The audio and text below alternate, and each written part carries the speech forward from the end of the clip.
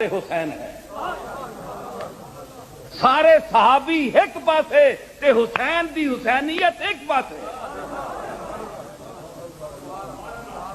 کیڑے صحابی اپنے بچے کو آئے جی بولو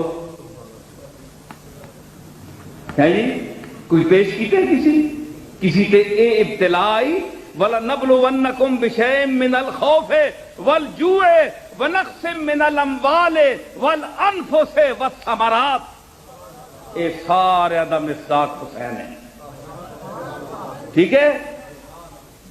کسی صحابی نو اس طرح اے نبیاں دی آزمائش ہے جڑی حسین تے آئی. جو رسول اللہ کی اپنی اولاد ہے سمجھ آئی اس کا مقام اپنا ہے. میں کہا کرتا ہوں کہ اہل بیت گھر میں بیٹھنے والے ہیں اور صحابہ در پر بیٹھنے والے ہیں. سمجھ آئی. صحابہ حضور کے در پر بیٹھنے والے ہیں اور اہل بیت حضور کے گھر میں بیٹھنے والے ہیں.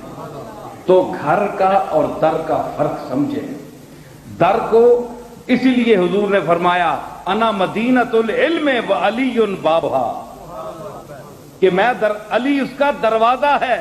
اب دروازے تک جو آئے گا اس کو علم ملے گا.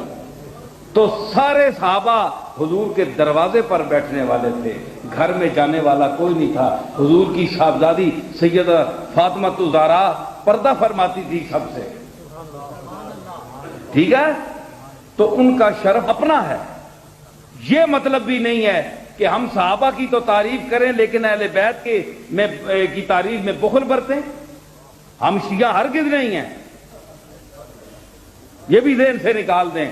بحمداللہ میں شیعہ نہیں ہوں لیکن اہل بیت کی محبت میرے دادا حضرت پیر میر علی شاہ صاحب فرمایا کرتے تھے. ان کے ملفوظات میں بھی ہے. پنجابی تساں دساں تھوڑی جی گل. انہاں آکھے منبر رسول تے بہ کے وٹوانیاں نے طریقے دسنے ہو,